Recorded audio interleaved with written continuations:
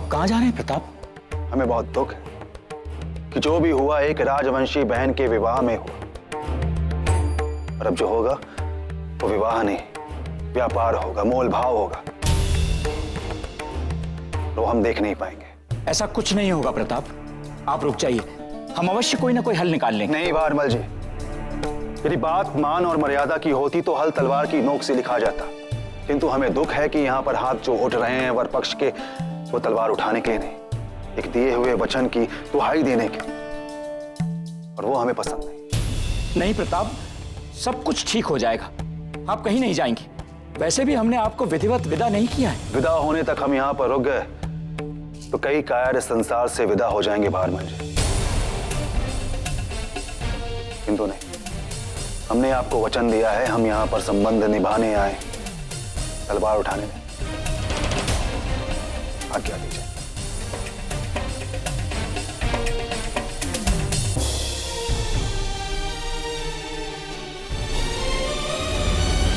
समधी साहब, आप हमारी व्यथा और कठिनाई को समझने का प्रयास कीजिए। हमें विश्वास है कि आप झूठ नहीं बोल रहे हैं, पर हो सकता है कि समझने में कोई भूल चूक हो गई हो। भूल चूक का कोई प्रश्न ही नहीं है भारमल जी। राजवंशी कभी असत्य नहीं बोलते। अकारण ही सबके सामने अपनी प्रतिष्ठा भंग करवाना भला कौन चाहेगा। मान और प्रतिष्ठा का प्रश्न तो हमारे लिए खड़ा हो गया है समधी साहब। सुकन्या की बारात अगर लौट गई तो। राजा जी, हम आपकी बात से धवलगढ़ के राजा हम हैं। ये निर्णय हमारा ही होगा भारमल जी। दुर्ग नहीं तो यह संबंध नहीं।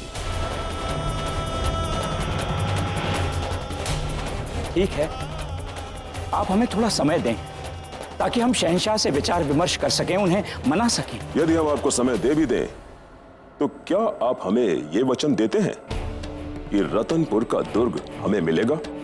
समधी साहब, हम वचन तो नहीं दे सकते क्योंकि रतनपुर उनके अधिकार क्षेत्र में है, हमारे अधिकार क्षेत्र में नहीं है। दुविधा को सुलझाने के लिए कुछ समय की आवश्यकता होती है, वही हम आपसे मांग रहे हैं। आपने जीवन देखा है, आप हमारी समस्या को समझ सकते हैं। देखिए, इतने अपमान के पश्चात तो हमें यहाँ एक पल भी नहीं रुकना था, परंतु आप राजवंशी हैं, इसलिए आपकी बात को थोड़ा मान तो देना ही होगा। हम आपको थोड़ा समय देते हैं, किंतु स्मरण रहे कि आपके पास अधिक समय नहीं है। बहुत बहुत धन्यवाद।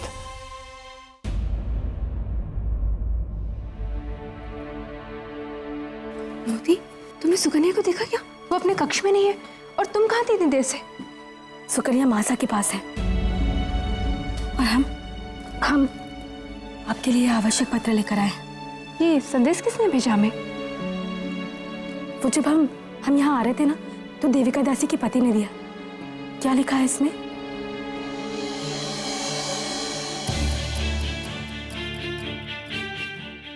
हमें जाना होगा। क्या? कहाँ जाना होगा? देखो जोधा, इस समय महल में सब पहले से ही बहुत चिंतित है, और ऐसे समय में तुम इस वक्त कहाँ जाओगी? किसने भेजा ये संदेशा तुम्हें? हम तुम्हें कहीं नहीं जाने देंगे। मोती, हम समझ सकते हैं कि तुम नहीं चाहती कि हमारे कारण आमिर में कोई संकट आए, परंतु हमारा विश्वास करो, हम जो कुछ भी कर रहे हैं आमिर की भलाई के लिए कर रहे हैं। हमें सुकन्या के कारण जाना ही होगा। एक काम करो, तुम अपने कोई से भी वस्त्र लाकर हमें दो, हमें पहनना है। हमारे वस्त्र? क्यों? नहीं, तुम हमारे वस्त्र नहीं पहनोगी। मोती, विवाद मत करो, हम जो कह रहे हैं वही करो, जल्दी जाओ।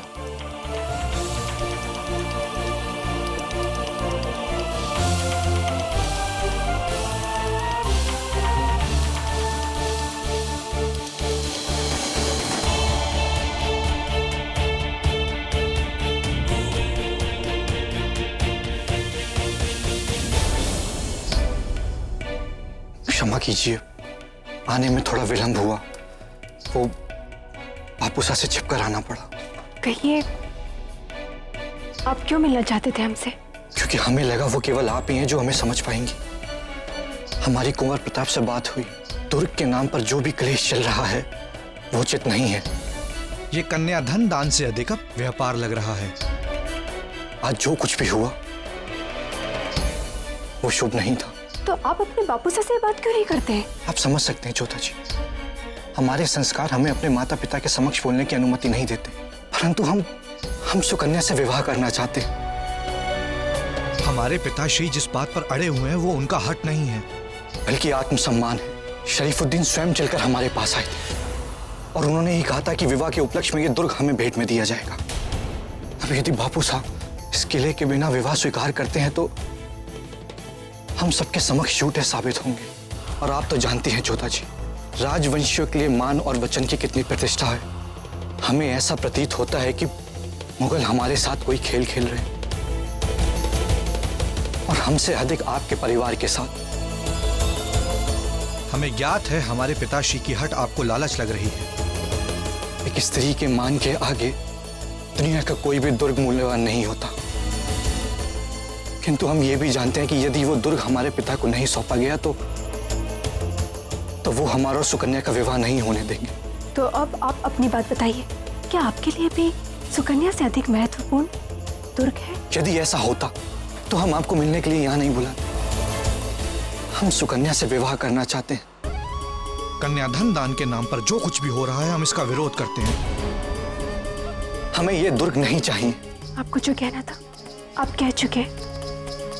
अब आप यहाँ से जाइए। और हाँ, आपके विचार जान के हमें प्रसन्नता हुई।